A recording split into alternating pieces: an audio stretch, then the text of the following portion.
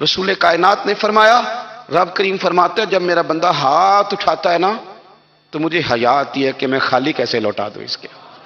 اتنے بڑے بادشاہ کی بارگاہ میں، او بھائی لوگوں سے عزتیں تلاش کرتے ہو تو وہ کیا تمہیں عزت دیں گے؟ وہ تو کل اچھا کہتے ہیں پرسوں برا کہنے لگ جاتے ہیں۔ صحابہ نے عرض کیا یا رسول اللہ صلی اللہ تعالی وسلم ہمارا رب کہاں ہے؟ ہمارا نا اپنے رب کو دیکھنے کو جی چاہتا ہے۔ جب صحابہ نے یہ عرض کیا تو اللہ نے قرآن مجید نازل کیا، فرمایا وَإِذَا سَأَلَكَ عِبَادِي عَنِّي فَإِنِّي قَرِيبٌ۔ محبوب جب میرے بندے آپ کی بارگاہ میں آ کے میرے بارے میں پوچھیں نا تو ان سے کہہ دینا میں ان کے قریب ہی ہوں، قریب ہی ہوں۔ دلیل کیا ہے؟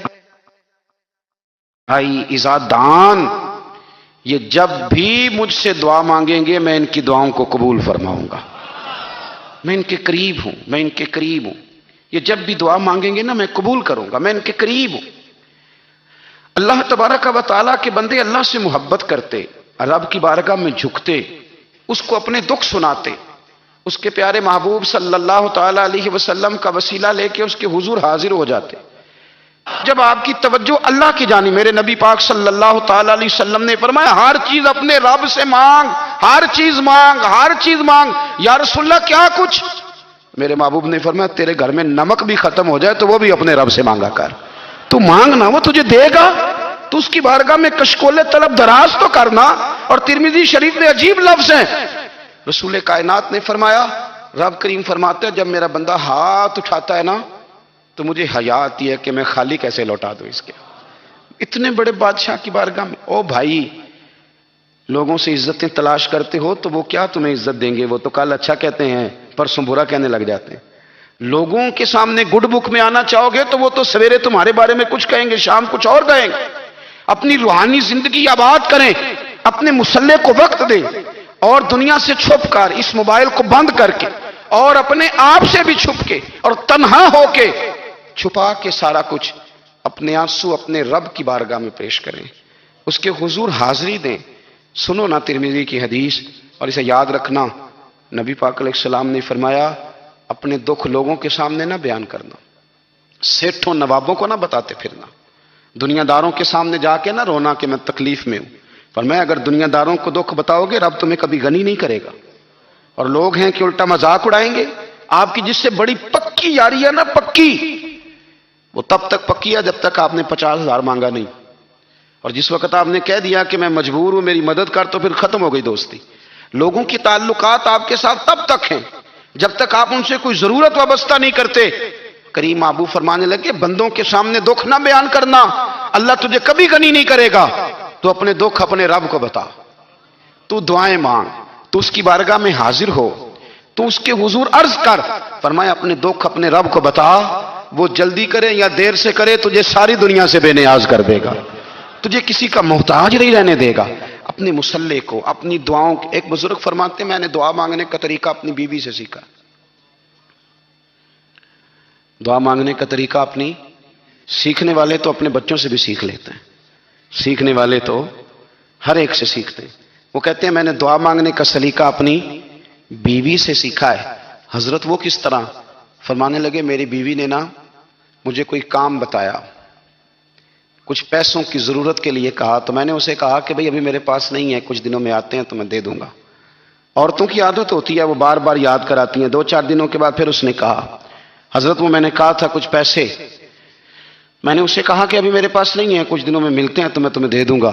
اس نے کچھ دنوں کے بعد پھر کہا حضور وہ میں نے کچھ پیسے کہے تھے۔ فرماتے میں نے ڈانٹ دیا، میں نے کہا کہ کیا تو روز مجھے شرمندہ کرتی ہے، کہا نا میرے پاس نہیں ہے، ہوں گے تو دے دوں گا، تو روز یاد کراتی ہے۔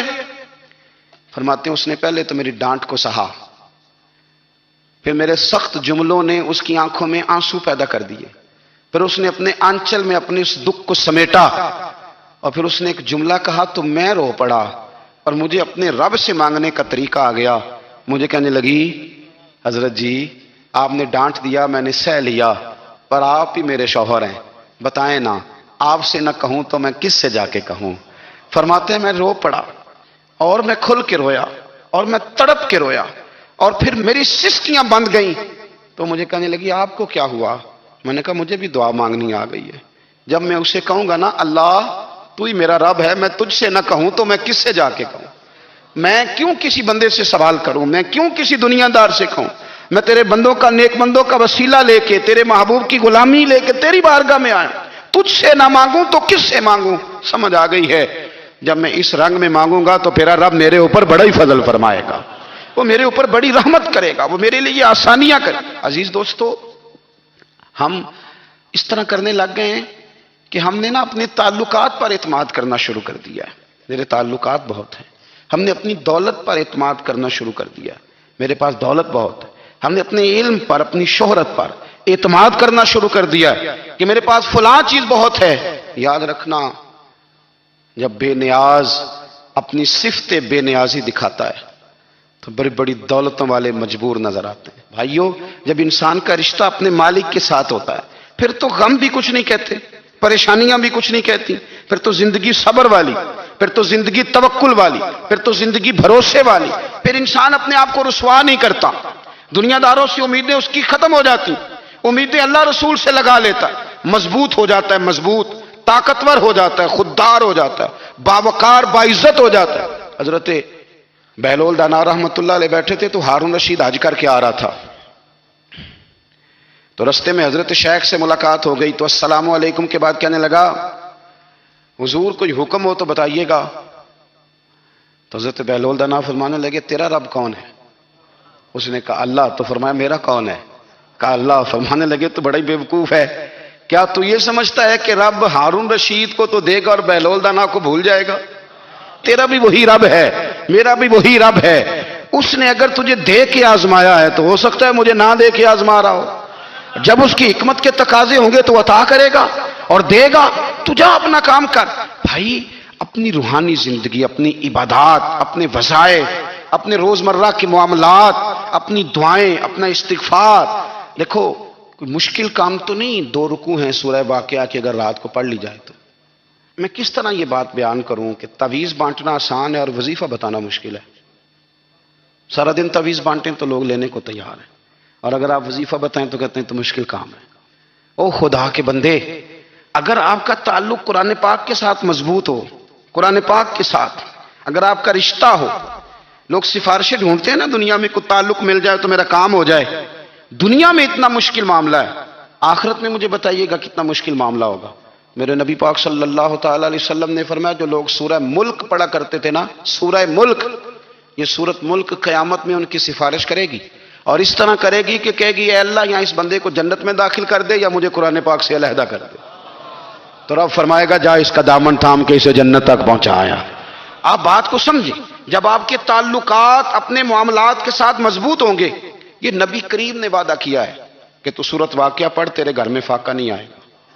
حضرت عبداللہ ابن مسعود رضی اللہ تعالیٰ عنہ بیمار تھے تو حضرت عثمان غنی رضی اللہ تعالیٰ عنہ تیمارداری کے لیے تشریف لے گئے اور جا کر کے کہا کہ آپ بڑے بیمار ہیں، آپ کی بیٹیاں زیادہ ہیں، میں چاہتا ہوں کہ خزانے میں سے کچھ مدد کروں۔ تو سیدنا عبداللہ ابن مسعود رضی اللہ تعالیٰ عنہ اٹھ کے بیٹھ گئے اور کہنے لگے، امیر المومنین، اللہ آپ کو میری طرف سے، میری بیٹیوں کی طرف سے بہتر صلہ دے، میری بیٹیوں کو کسی خزانے کی ضرورت نہیں، میں نے انہیں خزانہ دے دیا ہے۔ کہا جناب آپ نے کون سا خزانہ دیا ہے، میں آپ کے مالی معاملات کو جانتا ہوں۔ تو فرمانے لگے، امیر المومنین، میرے نبی کریم نے فرمایا ہے جو سورت واقعہ پڑھے اسے کبھی فاقہ نہیں آتا، میں نے بیٹیوں کو یاد کرا دی ہے، یہ خزانہ میں نے انہیں دے دیا ہے۔ وہ سارے والدین سنیں جو بیٹیوں کے لیے پریشان رہتے ہیں۔ حضرت عبداللہ ابن مسعود نصیحت کر رہے ہیں، فرمانے لگے میں نے سورت واقعہ یاد بھی کرا دی ہے، پڑھنے کی عادت بھی ڈال دی ہے۔ حضور نے فرمایا ہے جو سورت واقعہ پڑھے اسے فاقہ نہیں آتا۔ کہنے لگے چاند تو اپنی جگہ چھوڑ سکتا ہے، سورج گر سکتا ہے، تارے ٹوٹ سکتے ہیں، پر مدینے والے رسول کی بات غلط نہیں ہو سکتی۔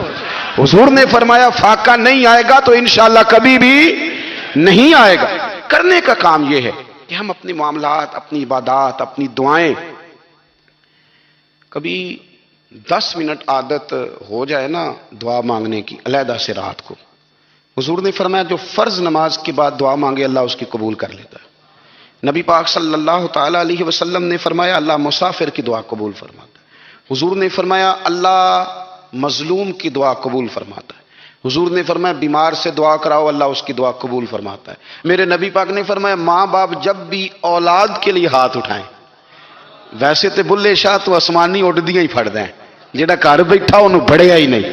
حضور فرمانے لگے ماں باپ جب بھی اولاد کے لیے دعا فرمائیں اللہ ان کی دعا کو قبول کرتا ہے. آپ اپنا تعلق بنائیں دعا کے ساتھ، عبادت کے ساتھ، مصلی کے ساتھ رشتہ بنائیں، استغفار پڑھیں. صلاح الدین ایوبی صلیبی جنگوں میں تھے. رات کو مسجد اقصی میں نماز پڑھی تو پریشان تھے.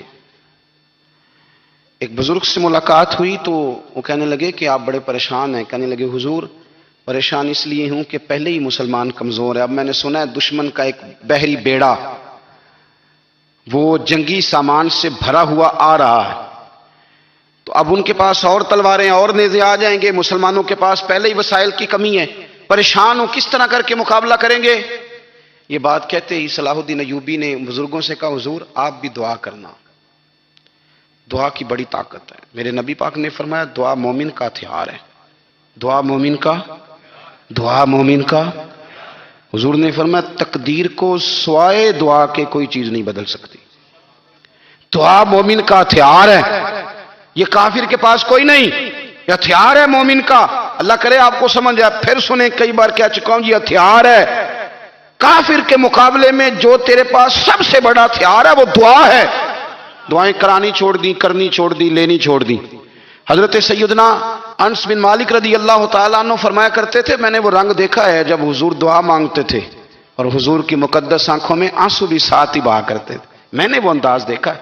تو صلاح الدین ایوبی بزرگ سے کہنے لگے آپ بھی دعا کیجیے، اور خود رونے لگے اور سر سجدے میں رکھ کے رونے لگے اور عشاء سے لے کر فجر تک روئے، خوب روئے. صبح وہ بزرگ آئے تو صلاح الدین ایوبی کا خوبصورت اور ہنستا ہوا چہرہ دیکھا. کہنے لگے آپ بڑے خوش ہیں، رات تو میں نے بڑے روتے ہوئے دیکھا تھا. تو کہنے لگے حضور وہ جو بحری بیڑا آ رہا تھا نا وہ پانی میں ڈوب گیا ہے، اب وہ نہیں آ رہا، ابھی خبر آئی ہے تو میں بڑا خوش ہوں.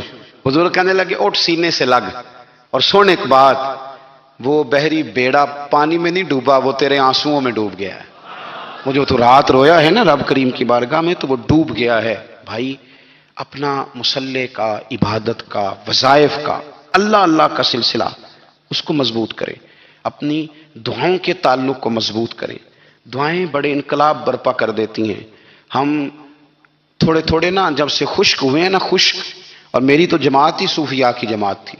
ہم تو داتا علی اجمیری کی جماعت سے، ہم تو خواجہ اجمیری کی جماعت سے، ہم تو شیخ احمد فاروق سرہندی کی جماعت سے، ہم تو صوفیاء کی جماعت. ہماری جماعت نے بھی وہ تعلق جو ہمارے بزرگوں نے بنایا. بزرگ اللہ کے قریب کیسے جاتا ہے؟ تو ہمارے یہاں نا بہت سارے لوگ کہتے ہیں جی نظر ہو گئی تو کام ہو گیا. بھائی جو بخاری مسلم میں طریقہ ہے نا اللہ کا قرب پانے کا وہ تو نفل ہے. نبی کریم علیہ الصلوۃ والسلام نے فرمایا بندہ نفلوں کے ذریعے رب کے قریب جاتا ہے اور اتنا قریب جاتا ہے کہ پھر اللہ اس کی زبان بن جاتا ہے، اللہ اس کی آنکھیں بن جاتا ہے، کان بن جاتا ہے، ہاتھ اور پیر بن جاتا ہے.